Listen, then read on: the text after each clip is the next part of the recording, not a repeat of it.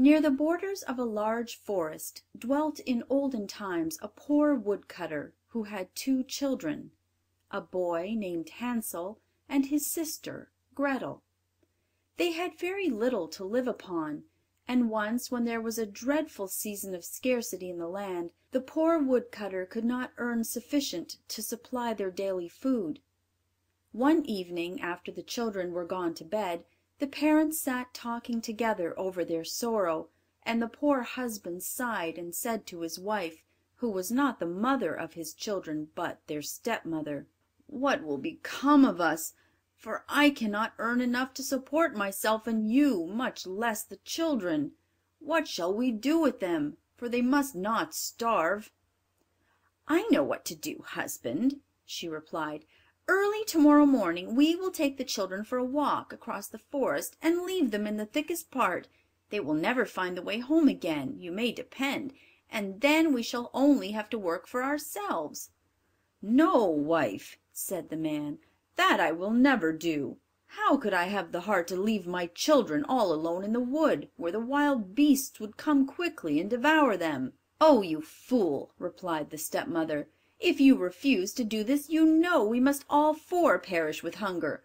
You may as well go and cut the wood for our coffins." And after this she let him have no peace till he became quite worn out, and could not sleep for hours, but lay thinking in sorrow about his children.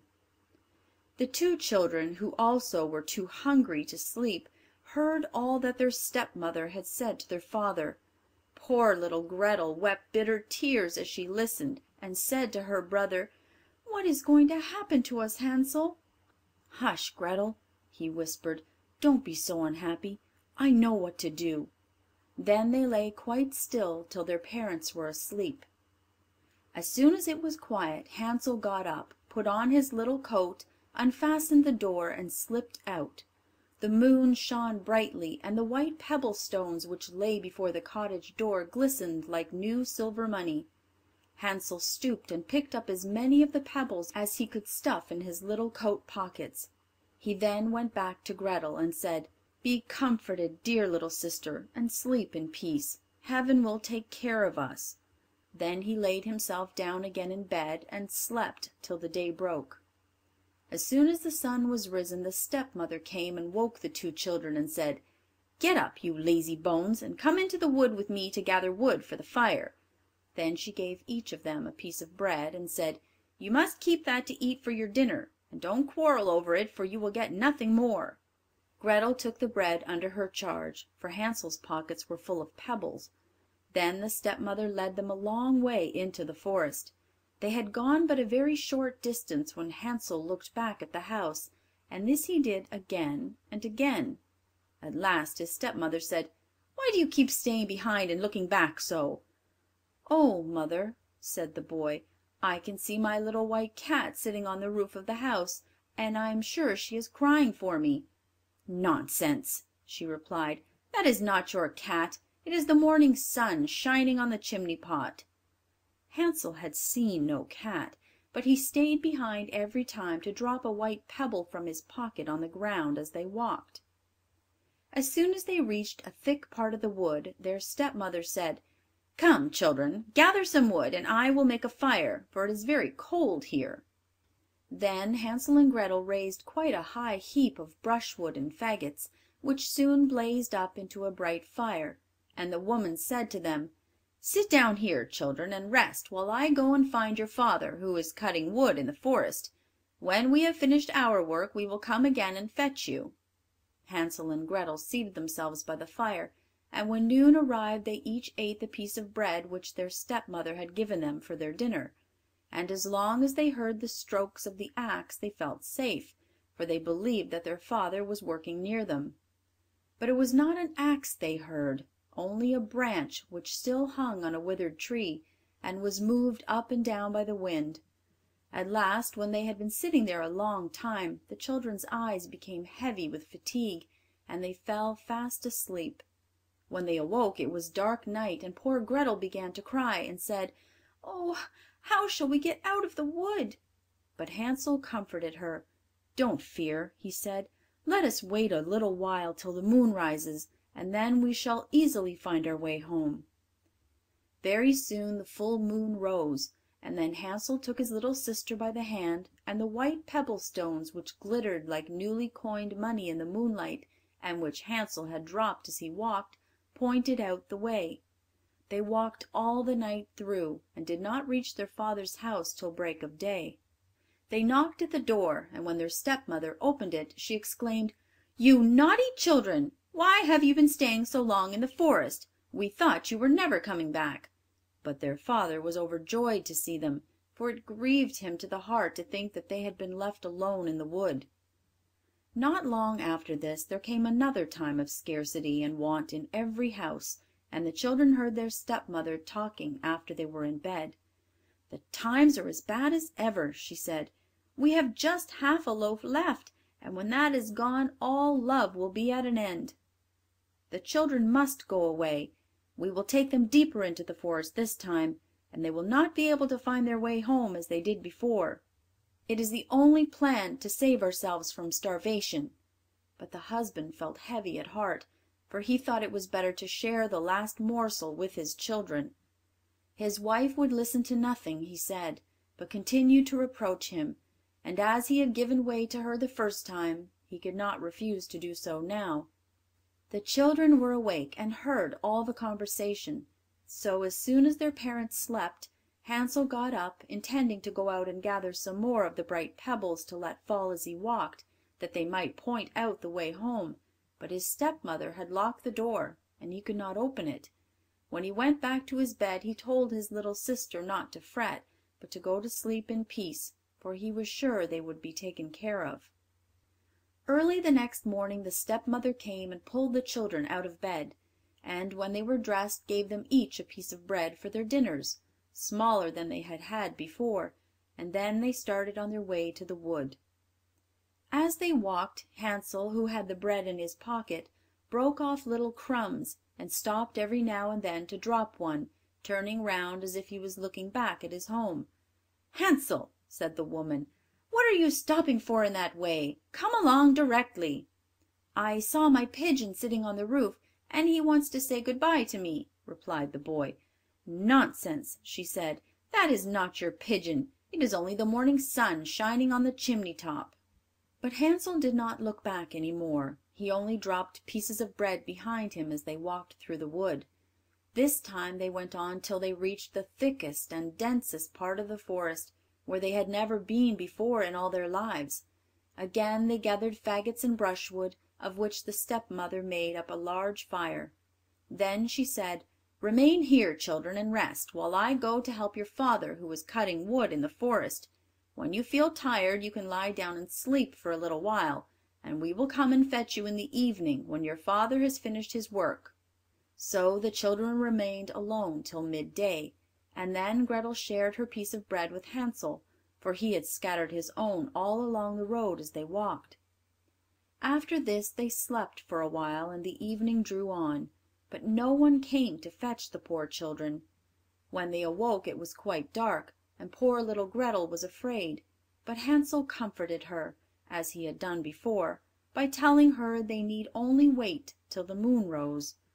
"You know, little sister," he said, "that I have thrown breadcrumbs all along the road we came, and they will easily point out the way home."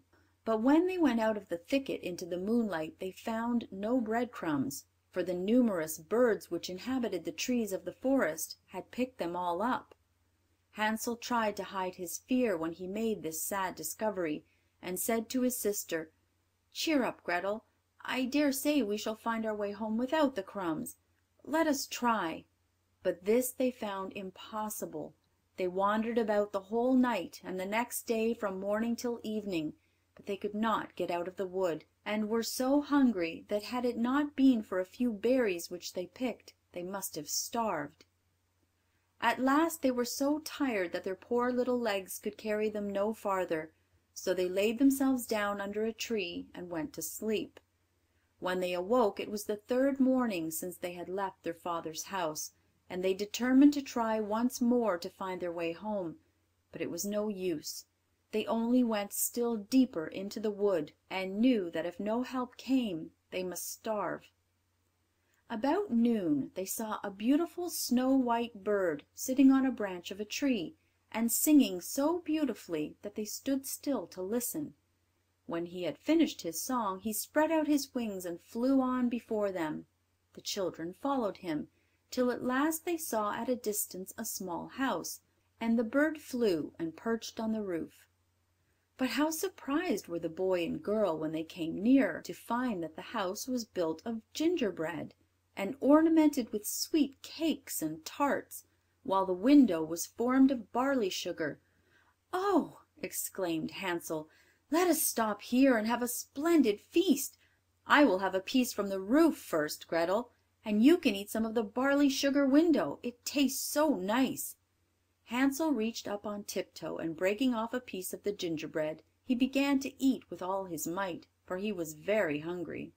Gretel seated herself on the doorstep and began munching away at the cakes of which it was made. Presently a voice came out of the cottage. "Munching, crunching, munching, who's eating up my house?" Then answered the children, "The wind, the wind, only the wind," and went on eating, as if they never meant to leave off, without a suspicion of wrong. Hansel, who found the cake on the roof tasted very good, broke off another piece, and Gretel had just taken out a whole pane of barley sugar from the window and seated herself to eat it, when the door opened, and a strange-looking old woman came out leaning on a stick. Hansel and Gretel were so frightened that they let fall what they held in their hands.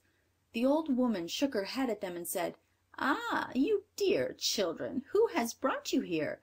Come in and stay with me for a little while, and there shall no harm happen to you." She seized them both by the hands as she spoke, and led them into the house. She gave them for supper plenty to eat and drink, milk and pancakes and sugar, apples and nuts, and when the evening came Hansel and Gretel were shown two beautiful little beds with white curtains, and they lay down in them and thought they were in heaven. But although the old woman pretended to be friendly, she was a wicked witch who had her house built of gingerbread on purpose to entrap children. When once they were in her power she would feed them well till they got fat, and then kill them and cook them for her dinner. And this she called her feast day. Fortunately the witch had weak eyes and could not see very well, but she had a very keen scent, as wild animals have, and could easily discover when human beings were near. As Hansel and Gretel had approached her cottage, she laughed to herself maliciously and said with a sneer, "I have them now, they shall not escape from me again." Early in the morning, before the children were awake, she was up, standing by their beds, and when she saw how beautiful they looked in their sleep, with their round rosy cheeks, she muttered to herself, "What nice tidbits they will be." Then she laid hold of Hansel with her rough hand, dragged him out of bed, and led him to a little cage which had a latticed door, and shut him in. He might scream as much as he would, but it was all useless.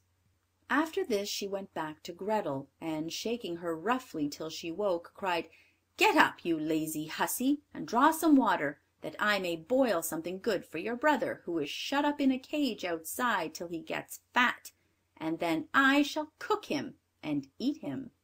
When Gretel heard this she began to cry bitterly, but it was all useless. She was obliged to do as the wicked witch told her. For poor Hansel's breakfast the best of everything was cooked, but Gretel had nothing for herself but a crab's claw. Every morning the old woman would go out to the little cage and say, "Hansel, stick out your finger that I may feel if you are fat enough for eating." But Hansel, who knew how dim her old eyes were, always stuck a bone through the bars of his cage, which she thought was his finger, for she could not see, and when she felt how thin it was she wondered very much why he did not get fat. However, as the weeks went on and Hansel seemed not to get any fatter, she became impatient, and said she could not wait any longer. "Go, Gretel," she cried to the maiden, "be quick and draw water. Hansel may be fat or lean, I don't care. Tomorrow morning I mean to kill him and cook him." Oh, how the poor little sister grieved when she was forced to draw the water! and as the tears rolled down her cheeks, she exclaimed, "It would have been better to be eaten by wild beasts, or to have been starved to death in the woods. Then we should have died together." "Stop your crying," cried the old woman. "It is not of the least use. No one will come to help you." Early in the morning Gretel was obliged to go out and fill the great pot with water, and hang it over the fire to boil. As soon as this was done, the old woman said, "We will bake some bread first. I have made the oven hot, and the dough is already kneaded." Then she dragged poor little Gretel up to the oven door, under which the flames were burning fiercely, and said, "Creep in there, and see if it is hot enough yet to bake the bread." But if Gretel had obeyed her, she would have shut the poor child in and baked her for dinner, instead of boiling Hansel. Gretel, however, guessed what she wanted to do, and said, "I don't know how to get in through that narrow door." "Stupid goose," said the old woman. "Why, the oven door is quite large enough for me. Just look, I could get in myself." As she spoke, she stepped forward and pretended to put her head in the oven. A sudden thought gave Gretel unusual strength. She started forward, gave the old woman a push which sent her right into the oven, then she shut the iron door and fastened the bolt. Oh, how the old witch did howl! It was quite horrible to hear her, but Gretel ran away, and therefore she was left to burn, just as she had left many poor little children to burn.